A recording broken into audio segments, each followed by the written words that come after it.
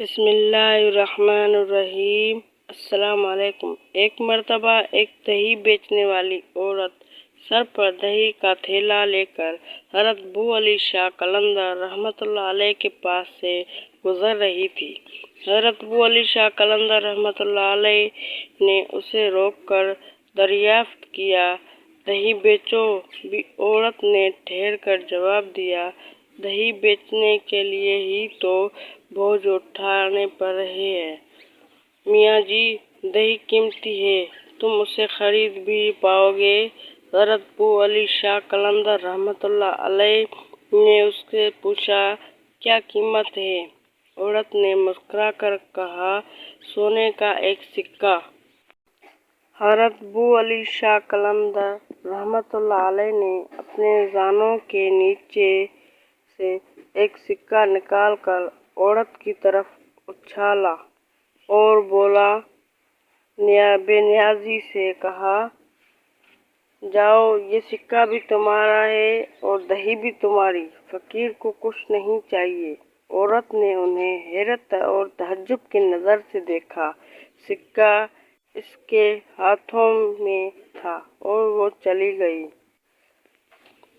جاتے ہوئے وہ عورت ان کی طرف مڑ مڑ کر دیکھ رہی تھی اور اس کے بعد وہ چلی گئی۔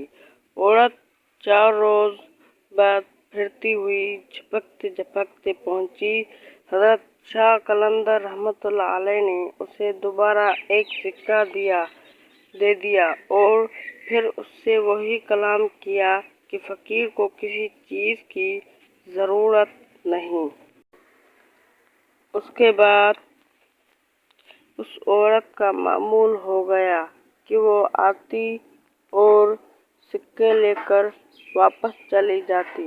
ایک دن وہ عورت گھر پہنچ کر شوہر سے ان کی تعریف کرتی جا رہی تھی۔ وہ عورت بے اولاد بھی تھی تو ایک دن ان کی تعریفیں کر رہی تھی۔ اس کے شوہر نے کہا، تو اتنی میاں جی کی تعریف کرتی ہے اور سکے بھی لے کر آتی ہے تو ان سے ایک بیٹا بھی مانگ لے۔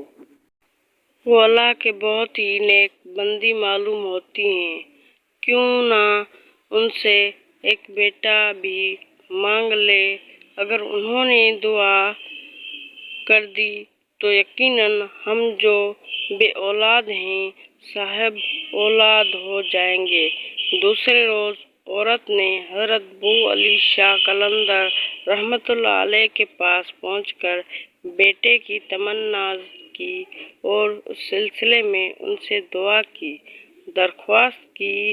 حضرت ابو علی شاہ قلندر رحمۃ اللہ علیہ نے اسے کہا، جاؤ، اپنے محل میں اعلان کر دو کہ جس کے ہاں اولاد نہیں ہوتی وہ یہاں آئے اور ہم ان کے لیے دعا کریں گے کہ اللہ تعالیٰ انہیں نیک اور صالحہ اولاد فرمائے۔ عورت واپس چلی گئی۔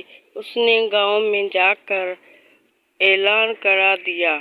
تیسرے روز بھی وہ سبھی عورتوں لے کر حضرت ابو علی شاہ قلندر رحمۃ اللہ علیہ کے پاس پہنچی۔ حضرت ابو علی شاہ قلندر رحمۃ اللہ علیہ نے پان کی ایک گلوری کے ٹکڑے اور ایک ایک ٹکڑا تمام عورتوں کو کھلا دیا۔ ایک عورت کو چھوڑ کر ساری عورتوں نے پان کھایا۔ مقررہ وقت گزرنے کے بعد سب کی مرادیں پوری ہو گئیں، مگر جس عورت نے پان کا ٹکڑا نہیں کھایا تھا وہ بدصورت بے اولاد ہی رہ گئی۔ اولاد حاصل کرنے والی عورت نے عقیدت کے طور پر دہی کا ایک ایک تھیلا حضرت ابو علی شاہ قلندر رحمۃ اللہ علیہ کی خدمت میں حاضر کیا۔ حضرت ابو علی شاہ قلندر رحمۃ اللہ علیہ نے ان کی